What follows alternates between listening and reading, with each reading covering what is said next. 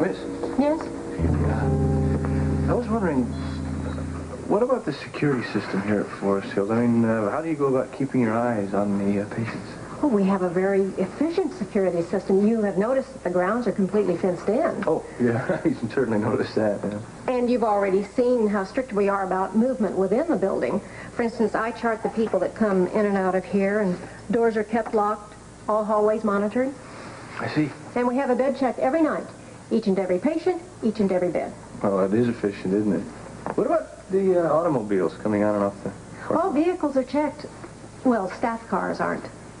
Oh, well, of course. Anyone ever escape? I'm sorry, I'm really not supposed to discuss such matters with visitors. I'm a close friend of the family of one of the patients here, and, well, being as I'm involved in many legal and police matters, they thought that you might be more cooperative with me. They asked me to check into it. Well, we did have a patient escape one time. She hid herself in a bag of laundry. Well, it's not very original, is it? But it worked. No, it didn't work. She was found cowering against a wall within a few hours, wanting to get back in. Oh, yeah, getting back in would be a problem, wouldn't it?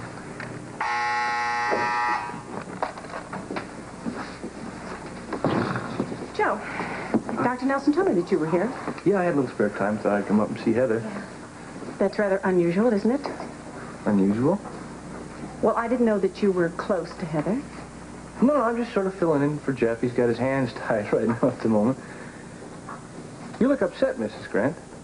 Do I? Well, I guess it's because of what Dr. Nelson just told me. Bad news? He seems to feel that Heather is getting better very rapidly and that she may be able to come home for day visits before very long. Well, that's no reason to look so sad. I didn't mean to look sad. Well, I mean, anybody else would be jumping for joy. Your daughter will be coming home. Mother? Oh, Joe and I were just talking, honey. Did, you hear about my day visit? Now, that's not definite yet. Mom, I know I was slipping backwards for a while, but I'm getting much better now. Now that I know I have a real son waiting for me. Mom, Joe said such awful things to me today. He said that he thought that I couldn't care if Diana Taylor was murdered. No. No, I said at one time Heather's feelings towards Diana were less than good. Excuse me, lady. Miss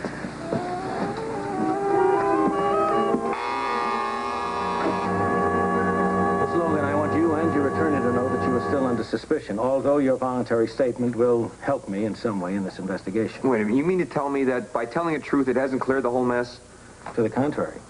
Look, it ought to be obvious by now that she had nothing to do with Diana's murder. I wish I had your confidence, Jeff. Look, Bert, if that's all... No, not by a long shot. Do you also represent Dr. Weber? No, not officially, but I'm prepared to give him any advice if he needs any. Well, if I may make a suggestion, why don't you right now act as his attorney?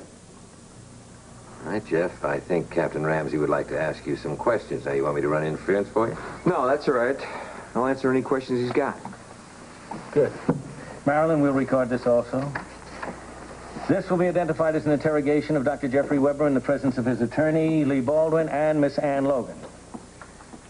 Dr. Weber, just one simple question.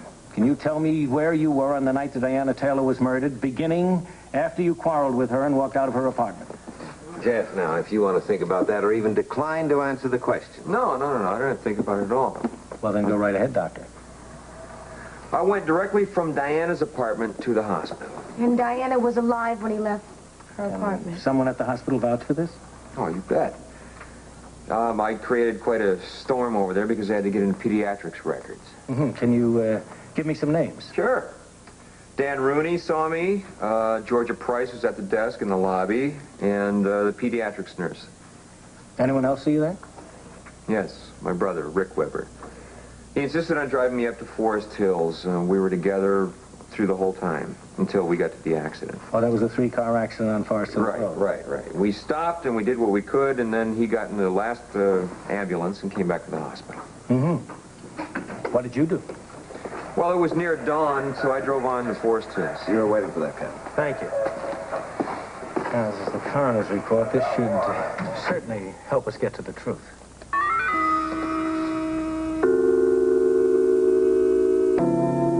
Now, this preliminary report from the coroner is interesting. It appears we have an interesting development. Listen to this. Diana Taylor died instantly from a .22 caliber bullet which pierced her heart at close range. That's your interesting development? We all knew that. I don't think you were listening very closely, Doctor. I said that Diana Taylor died instantly, which means that she could not have written the name Anne. Somebody else did. Would you turn that off, please, Marilyn?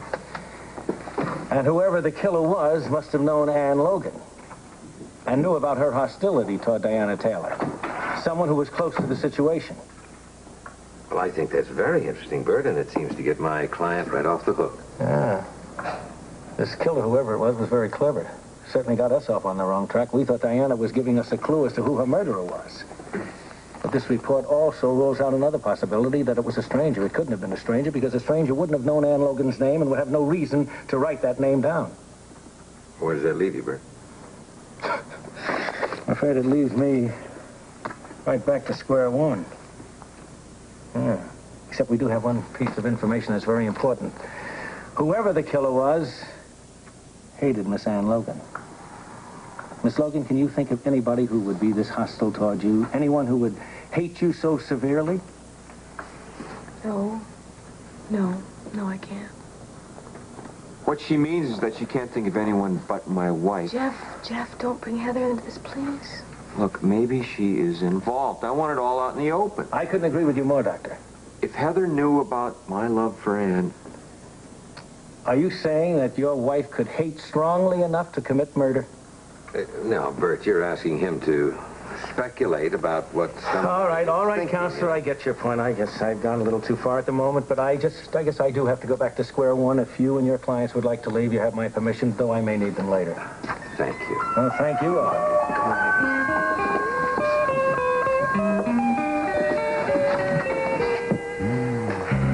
Well, you might as well know. Jeff has asked Lesley Weber to take care of TJ for him until he can plan a home. That's wonderful. How can you say it's wonderful when we don't know what's going to happen? What's going to happen, Mother, is I'm going to have my little family back together again. Look, I've been thinking about this a lot, and there's something I've got to know. Yes? I've got to ask you some questions. What questions? On the night that Diana Taylor was murdered, Go on. did you go to bed early? I mean, were you in your room with Sarah? What are you saying to me, Mother? Just answer me, Heather. I don't understand this. I feel like everyone's ganging up on me. Joe comes over here asking me questions, and now you... Heather. Mom, what is it you want to know? I don't understand what you're asking me. Yes, I was in bed early. Yes, I was with Sarah in my room. Are you satisfied?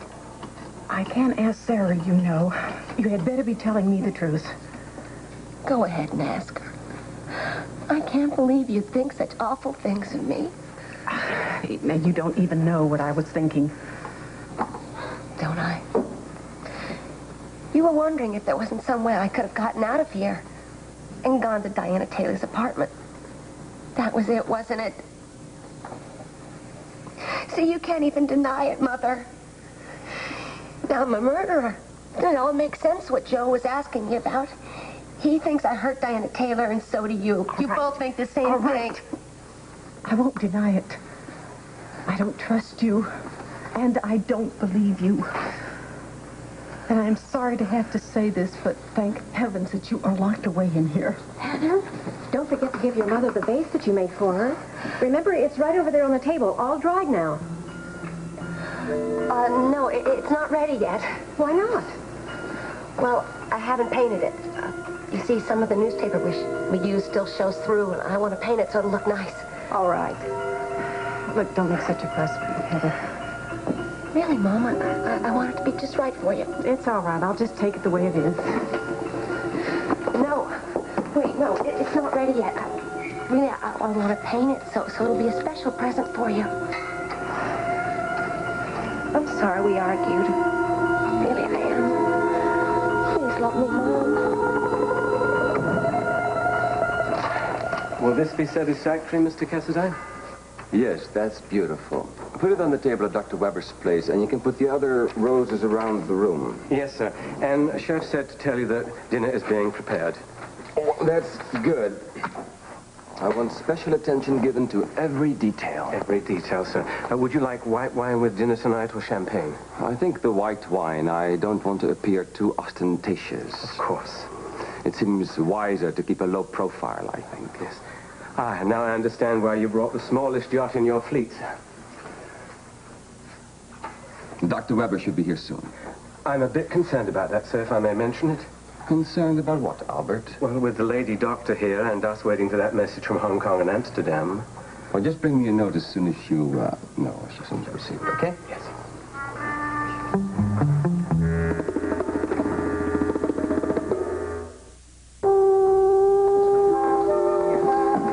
You two are ready to call it a night, huh? Oh, you can say that again. Yeah, and if you don't, I will.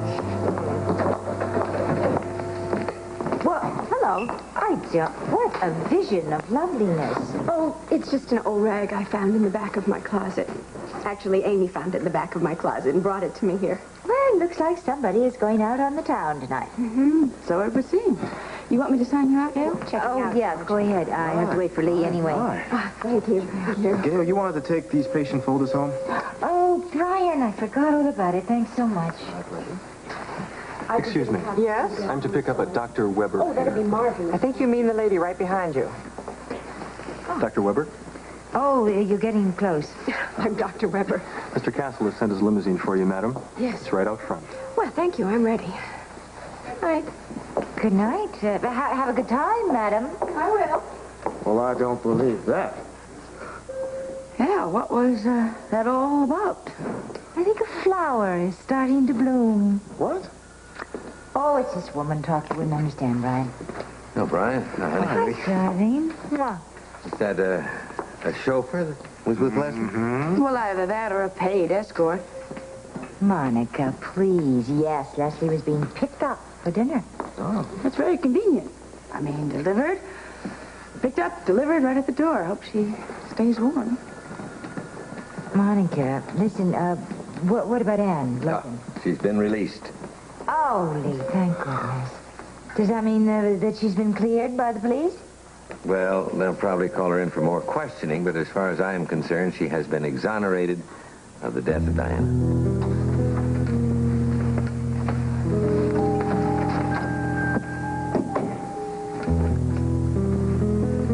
Hey, you can relax now. It's over. I'm not too sure I can. No, I think we're pretty lucky to have Lee Baldwin on our side. Yeah, he sure has been very patient, hasn't he?